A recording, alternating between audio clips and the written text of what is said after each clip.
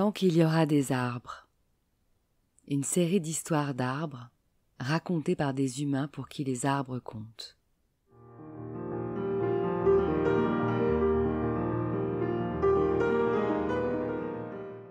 Un patchwork de voyages en enfance ou dans le monde qui justifie qu'au-delà de leurs bienfaits naturels scientifiquement prouvés, les arbres sont nos complices de vie et doivent rester les témoins de nos existences.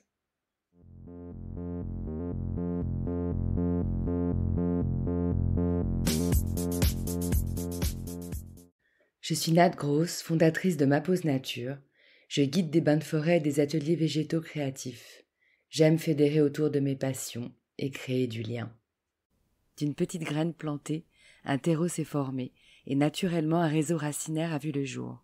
Un arbre de parole et d'écoute est né et pour nourrir mon arbre, j'ai récolté des vocaux. Encore et encore.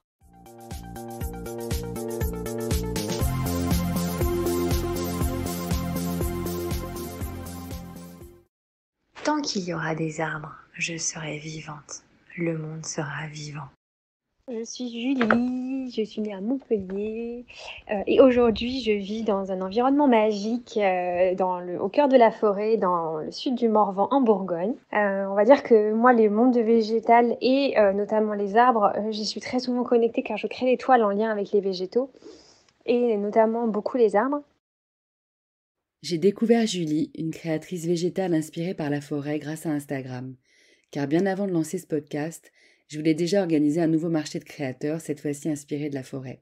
J'avais déniché des créateurs de mobiles à partir de branches, pas ringues du tout, du textile avec des arbres brodés, des assiettes en céramique en forme de feuilles, et je suis tombée sur les toiles végétales et poétiques de Julie. J'ai donc voulu savoir qui elle était. Julie habite en forêt, dans le parc du Morvan en Bourgogne, et sous le nom Sagesse de la forêt, elle crée des toiles végétales réalisées en nature, à partir de plantes récoltées, comme le curcuma et ses jaunes orangés si intenses, ou bien des baies de toutes sortes.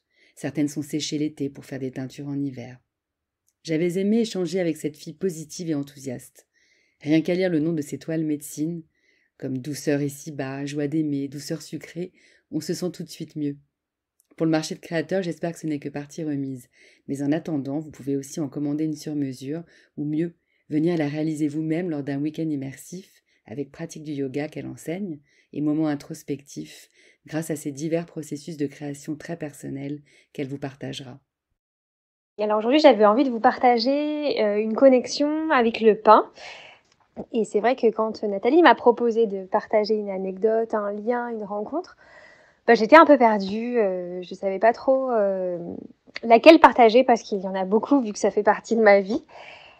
Et cet après-midi, j'ai rencontré un pin, le pin Sambro. C'est un pin que j'ai récolté, cueilli quand j'étais en vacances dans les Alpes, à côté du lac de la Tueda, vers la station de ski de Méribel. Ces arbres, en fait, m'ont énormément transportée. Nous avons vécu quelques jours là-bas de vacances avec ma famille. Et ces arbres m'ont vraiment beaucoup portée, beaucoup transportée. Le pin est aussi l'arbre de mon enfance. J'ai vécu dans le sud de la France. Mais là-bas, dans l'altitude, il n'a vraiment pas la même énergie. Il est beaucoup plus déployé, beaucoup moins aérien, beaucoup plus fourni.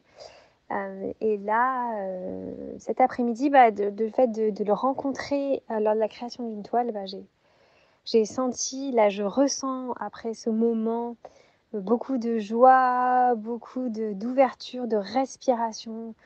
Voilà, le pin, les résineux en général sont des arbres assez fantastiques. Et là, ce pin d'altitude, ce pin de montagne, waouh, il est juste magnifique.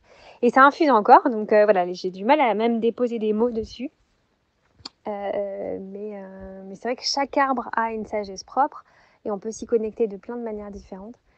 Et de mon côté, c'est à travers la création et à travers mon environnement de vie. Mais voilà, j'avais envie de vous partager ça, ce pin qui vit en fait sur des hauteurs assez hautes. Plus en dessous, c'est l'autre pin, le pin qu'on connaît plus le pin d'Alep. Mais là, il a vraiment des fruits très particuliers et il est en symbiose aussi avec un oiseau, le casse-noix, qui lui permet de semer ses graines à des kilomètres à la ronde en fait. Et voilà, je sens cette symbiose qui s'intègre, cette joie, cette alliance en fait.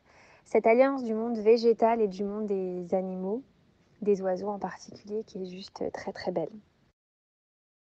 Merci Julie pour ton récit qui montre à quel point l'émotion ressentie face à une rencontre avec un arbre, comme ici le pin, pour qui j'ai aussi un faible et que je m'en vais retrouver pour m'énergiser quand j'en ai besoin, peut autant nous troubler, jusqu'à ne plus trouver nos mots.